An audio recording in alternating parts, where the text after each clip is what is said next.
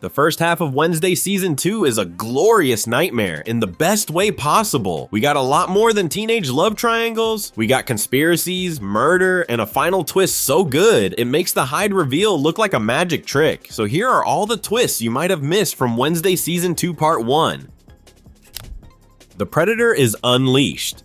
Let's start with the moment that had everyone hitting rewind, Tyler Galpin finally getting his revenge. In the explosive finale of episode 4, as all hell breaks loose at the Willow Hill psychiatric facility, Laurel Gates makes her move. She frees Tyler from his restraints, arrogantly assuming he's still her little puppet, ready to fall back under her control, just like in season 1. Big mistake. Huge. What she fails to realize is that this isn't the same conflicted teenager she manipulated. This is something else entirely. The transformation that follows is brutal and swift, and this new Hyde is a different beast. He's bigger, more monstrous, with a hulking back and a ferocity that makes his season 1 appearances look like a tantrum, and with his newfound freedom, the first thing he does is turn on his former master. He kills Laurel Gates, and not in a maybe she'll come back TV death kind of way. She's gone, done. It's a shocking, satisfying, and deeply ironic end for a villain who spent an entire season treating him like a weapon. Her own creation was her undoing. But this moment is so much more than just a villain getting her comeuppance. It represents a fundamental shift in the show's power dynamics. Tyler is no longer a pawn, he's a predator, untethered and acting purely on his own rage and instincts. After dealing with Laurel, he lays a serious beatdown on Wednesday, leaving her unconscious before making his escape into the night. He's now a rogue element, a force of nature without a master to pull his strings. That makes him infinitely more dangerous and unpredictable than he ever was under Laurel's control. The question for the second half of the season is no longer who is controlling the Hyde,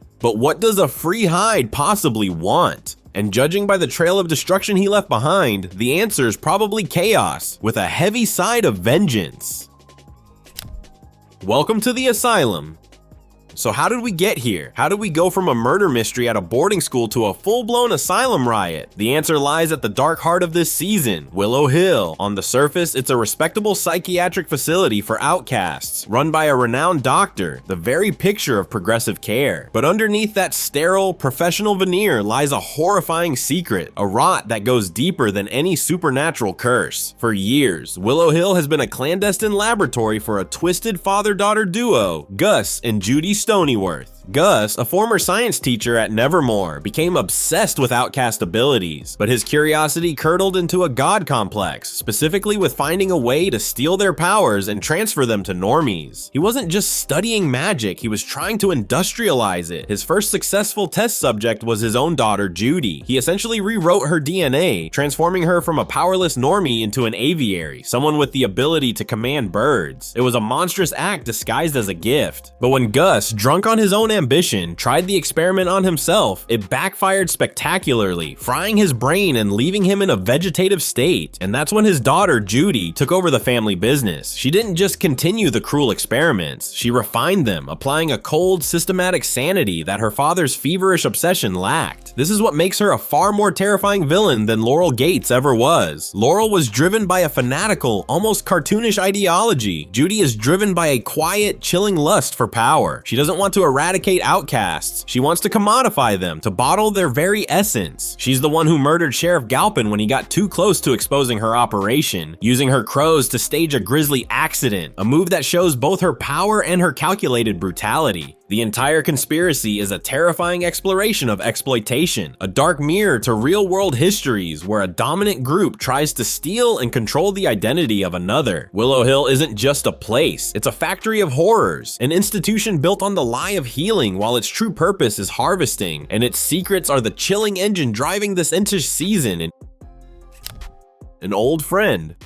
Among the chaos of Willow Hill, one of the season's strangest and most intriguing subplots finally snapped into horrifying focus: the zombie. Initially, we were introduced to this reanimated corpse with a tragic, almost gothic fairy tale, a story about a brilliant boy from Nevermore's past who built himself a mechanical heart to cheat death. It was a weird, quirky side story, the kind of local legend that gave the Academy its creepy charm, until it wasn't. The real truth was far more sinister and personal. During the riot in episode episode 4, the zombie gets loose, moving with a purpose we haven't seen before. It tracks down the catatonic Gus Stonyworth in his secured room, and before delivering the killing blow, it speaks for the first time with chilling, articulate clarity. "Hello, old friend?" That single loaded line doesn't just provide an answer, it detonates the entire premise of the zombie's origin, recontextualizing everything we thought we knew. Here's the theory that fits with disturbing perfection. The heartwarming inventor story we heard was a complete fabrication, a cover-up orchestrated to hide a terrible crime. The zombie isn't some historical figure, he's one of Gus Stonyworth's first and most catastrophic failures. Think about the timeline. Gus was a science teacher obsessed with pushing the boundaries of outcast biology long before he experimented on his own daughter. It stands to reason that his path to creating an aviary would be littered with test subjects who didn't survive the process. What if the zombie was one of them? A person, a student perhaps, who died on Gus's operating table, was unceremoniously buried and given a fake romantic backstory to hide the evidence of a fatal experiment gone wrong. This explains the zombie's singular burning rage. He isn't a mindless monster, he's a victim of Gus's ambition. His entire existence since crawling from the earth has been a slow, determined pilgrimage to his maker. He's not Gus's old friend, he's his greatest sin, a walking testament to his cruelty. This brilliant, tragic twist transforms a seemingly random B-plot into a core piece of the season's mythology, deepening the theme of past horrors returning to haunt the present in the most literal way imaginable. Red herrings and final twists. While the Willow Hill conspiracy was brewing, the show masterfully distracted us with a classic red herring, Agnes the Stalker. For the first couple of episodes, we were led to believe the main threat was this masked figure sending Wednesday cryptic messages. The reveal that she was just an obsessed, invisible fangirl named Agnes was both hilarious and clever. She was never the real danger. She was the magician's other hand, drawing our attention away from the much darker secrets festering at the asylum. And once that distraction was cleared, the show hit us with its real cliffhanger, the twist you came here for, the mysterious prisoner. In the final moments of episode 4, as the inmates are running the asylum, Wednesday doesn't chase after the escaping villain, Judy. Instead, she stays behind to help a terrified woman locked in a cell, a patient so traumatized she refuses to leave. Who is she? This question is the central mystery heading into part 2, and there are two massive theories tearing the fandom apart. The first theory is that this woman is Ophelia Frum, Morticia's sister. Earlier in the season, Morticia mentioned that Ophelia, much like Wednesday, had a psychic breakdown and was sent to Willow Hill years ago before she supposedly escaped. But what if she never truly got away? What if she was recaptured and became one of Gus and Judy's long-term test subjects? This would tie the conspiracy directly to the Addams family, giving Wednesday a deeply personal stake in taking Judy down. It would be a story about saving a long-lost family member from a fate worse than death.